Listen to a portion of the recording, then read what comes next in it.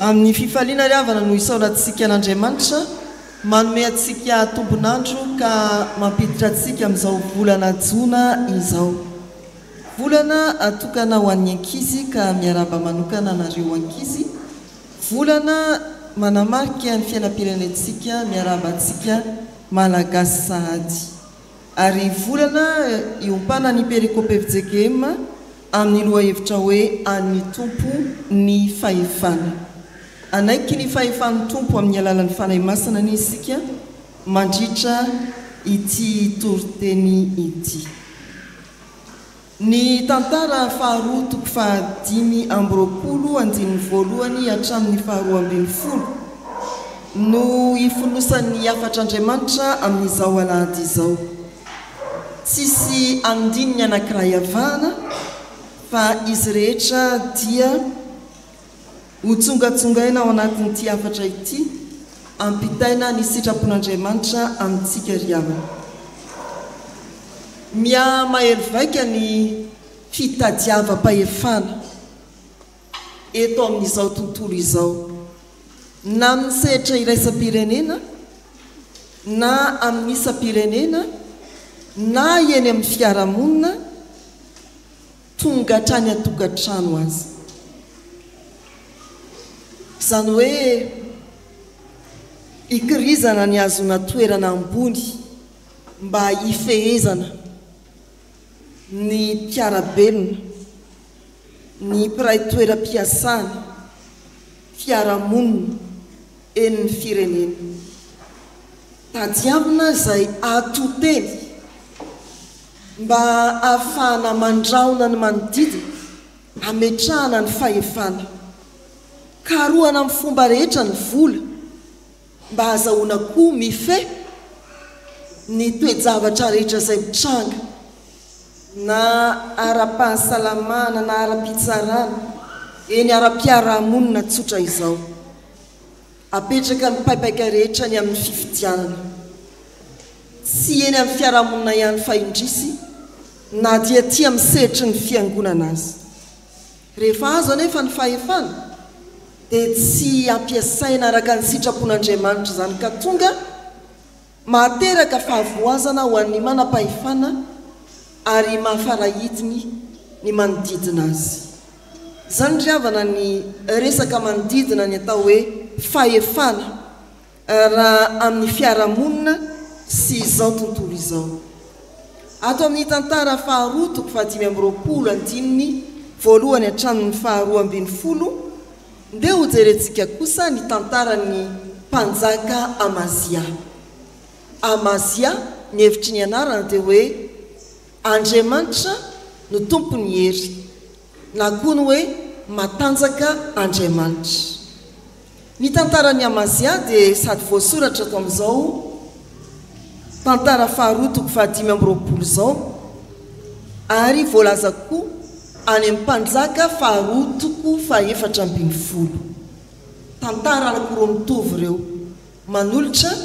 ny fehin'ny fanjakany Amazia izay nitranga manodidina ny 770 talohan'ny Kristy, tokony ho 310 taona lasa zany, miainga aty amin'ny taona iainantsika. Tantarany Amazia dia manambara mazava fa na mpanjaka azy ianao dia tsy hanao ny fahefana, na manambola toy inona azy ianao dia tsy hanao ny fahefana ary tsy han'ny vola ny fahefana, fa Jehova no tompo ny fahefana. Tsy han'ny olona ny fahefana, tsy han'ny vola ny fahefana, fa han'ny tompo. Tsy han'ny olona ny fahefana eo amin'ny andininy voalohany sy faharoa, ary afaka makeo amin'ny andininy fahena ambin'ny folo isika ampitakavanana kely eo. Tsy han'ny olona, tsy han'ny mpanjaka Amazia ny fahefana. Ambarany soratra masina eo amin'ny andininy voalohany fa tany amin'ny taona 770 talohan'ny Kristy araka ny tsihan'ny tantara, eto amin'ity andininy voalohany ity dia mbola tanora tokoa Amazia raha miakatra eo amin'ny seza fiandrianana. 5 amby roapolo taona izy no nanomboka nanjaka nandimby any Joasy rainy, ary teo amin'ny fireneny Joda zany hoe le tapany atsimo firenena kely nitokana tamin'ny zanak'Israely no nanjakany raha nanjaka 7 taona izy vao niakatra teo amin'ny seza fiandrianana ny taony voalohany indrindra dia ny nametraka ny rariny teny amin'ny fitsarana no tsarainy ireo namono ny mpanjaka Joasy rainy ka narahany tsara ny lalàna vonoana izay namono fa ny taranany kosa tsy sidirany amin'izany nametraka ny rariny tamin'ny fitsarana ny mpanjaka Amazia fa nametraka ny fanjakana ho maro-toerana koa izy ka niantso tafika vaovao niantso ny 20 ny lehilahy manomboka eo amin'ny 20 taona mba hiditra ao anatin'ny tafika ambaran'ny soratra masina ny vakina tamintsika teo fa nahazo lehilahy 3 hetsy izy tamin'izany miaramila andrafitra ny fiarovam-pirenena fa tsy afa-po tamin'izany izy mbola naka koa izy miaramila 2 hetsy raha ny soratra masina vakina teo ihany avy amin'ny firenena tapany avaratra lay nivaky fivakisana anankiray tamin'ny andron'ny Solomon dia ireo zany no heveriny hoe fiarovana ny seza fiandrianany anamafisana ny fahefany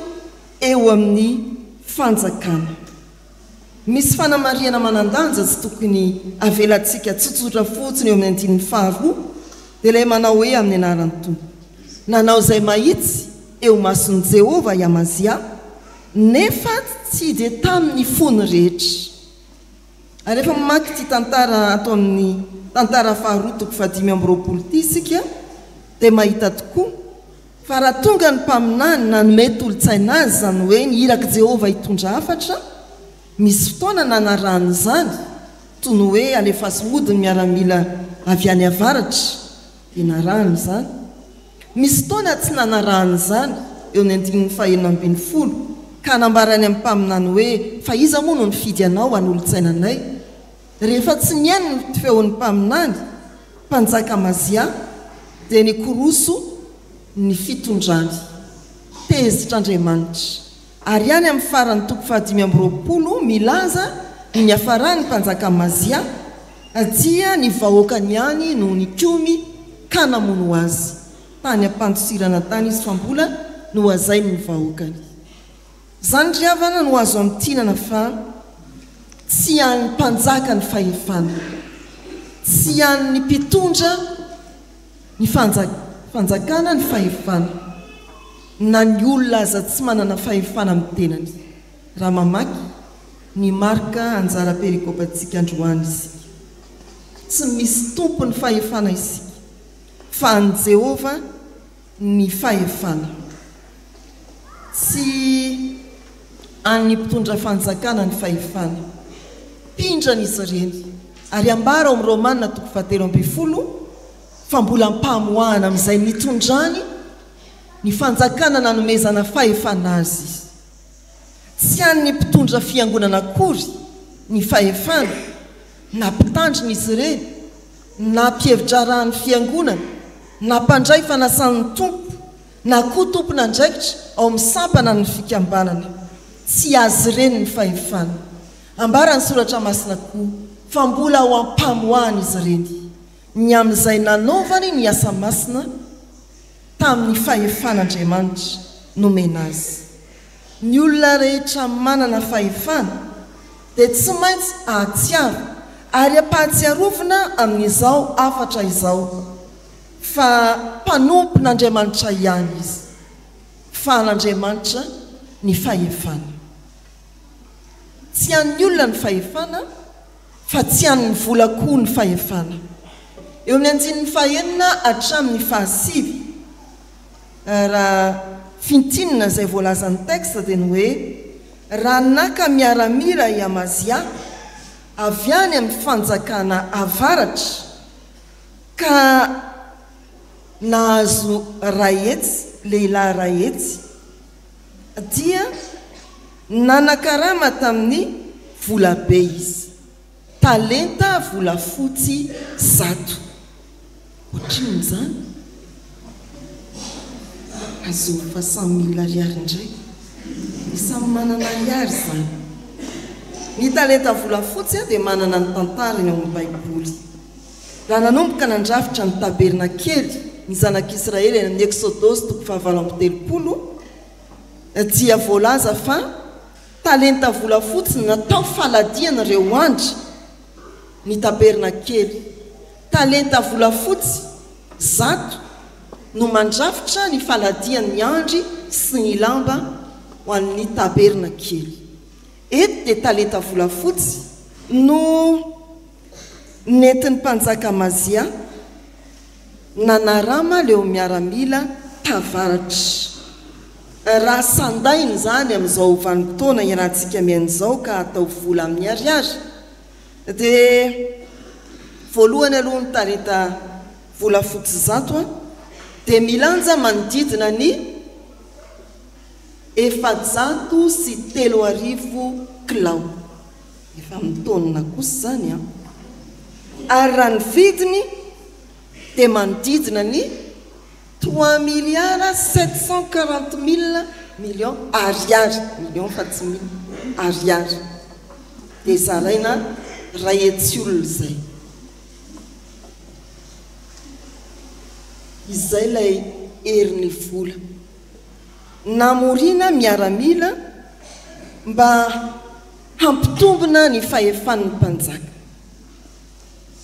mety tsinjotsinjoko amin'ny firenena toantsika zany mampimenomenona ny olona mpanara-baovao manao hoe fanahoana no mavesa-danja ny teti-bola ho an'ny tafy ary amavanina ny momba ny fanabeazana atao inona daholo ireo riavana malala rehetra amin'ny tompo tsy amin'ny vola ny fahefana nampiasa vola hividianana tafika Amazia fa hoy ny soratra masina hoe ny mpaminany dia nanao hoe havereno andro miaramila ireo Amazia dia nanao hoe dia ahoana zany le talenta vola fotsy efa lasany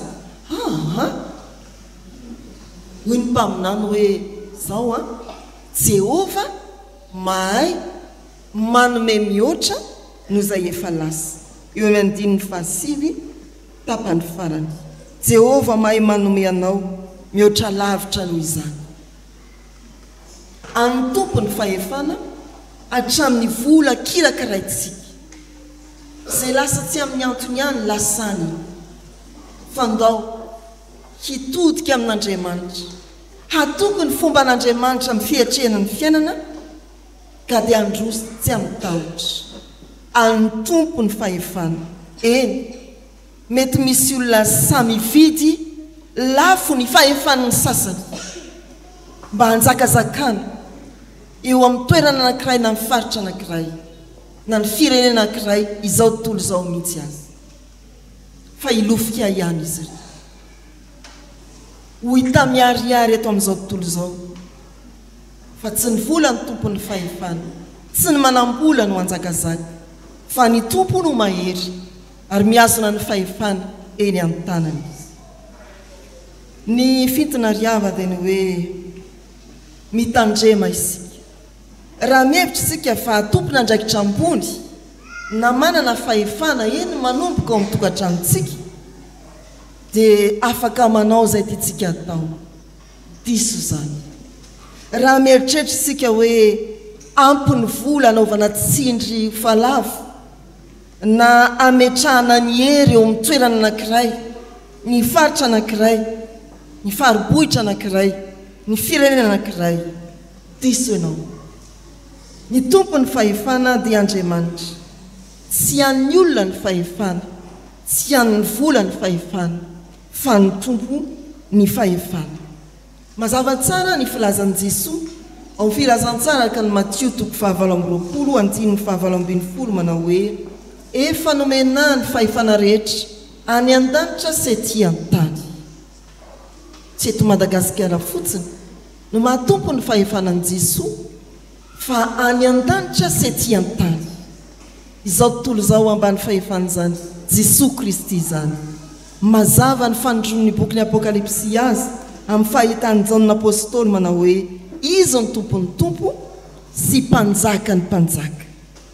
Havana malala aoka hitodika amin'ilay tompony fahefana rehetra any an-danitra sy ety an-tany izy dia hitodika amin'ny Kristy ka ametraka tanteraka ny tokontsika